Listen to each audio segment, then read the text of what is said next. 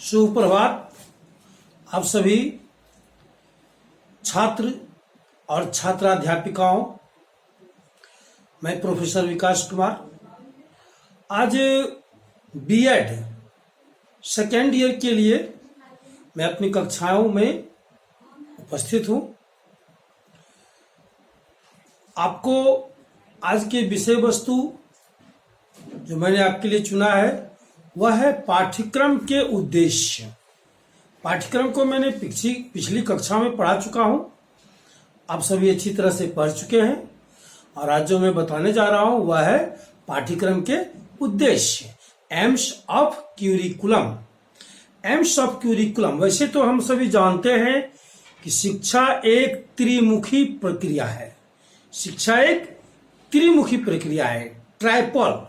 इसके अंतर्गत ये तीन महत्वपूर्ण अंग आते हैं: शिक्षक, छात्र और पाठ्यक्रम। शिक्षक, छात्र और पाठ्यक्रम, ये तीनों अंग पारस्परिक क्रिया स्वरूप शिक्षा में ही निहित है। और इसके मैं अब उद्देश्य की ओर चर्चा करूंगा कि यदि पाठ्यक्रम ना हो तो शिक्षक उचित रूप से शिक्षा नहीं दे सकेगा, ना ही बालक उचित रूप से शिक्षा ग्रहण कर सकेगा। तो हम निम्न पंक्तियों के द्वारा इस बात पर प्रकाश डाल रहे हैं कि अच्छे पाठ्यक्रम के क्या क्या उद्देश्य होने चाहिए। पाठ्यक्रम का पहला उद्देश्य यह होना चाहिए कि पाठ्यक्रम वैसा हो जो कि बच्चों के सर्वांगीण विकास को विकसित कर सके। दूसरा, पाठ्यक्रम को मानव जाति के अनुभवों को सम्मिलित करके स्पष्ट रूप से सांस्कृतिक तथा सभ्यता का हस्तांतरण एवं विकास करना चाहिए। ये दूसरा उद्देश्य होना चाहिए।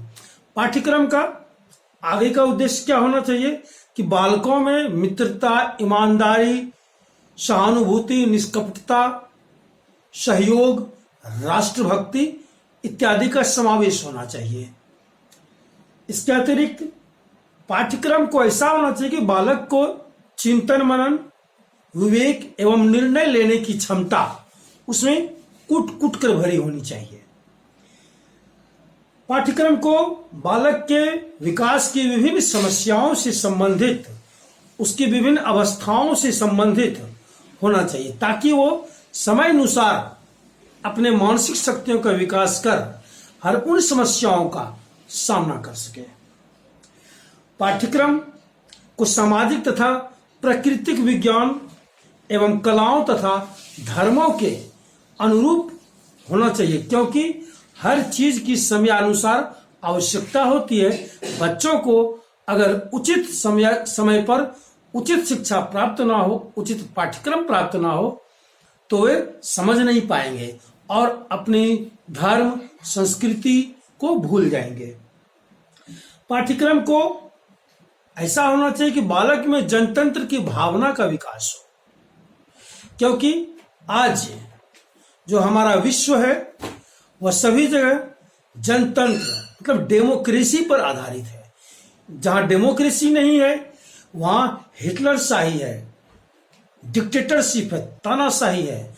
और ऐसे माहौल में किसी भी तरह की शिक्षा संभव नहीं है। आज मैंने आप लोगों को पाठ्यक्रम के उद्देश्य के बारे में बताया, जिसका पीडीएफ भी आपको प्राप्त हो जाएगा और आप इसे देखेंगे, पढ़ेंगे, समझेंगे। आगे अगर आपकी इच्छा हो तो आप क्या करेंगे ये मुझे बताने की आवश्यकता नहीं है। धन्यवाद।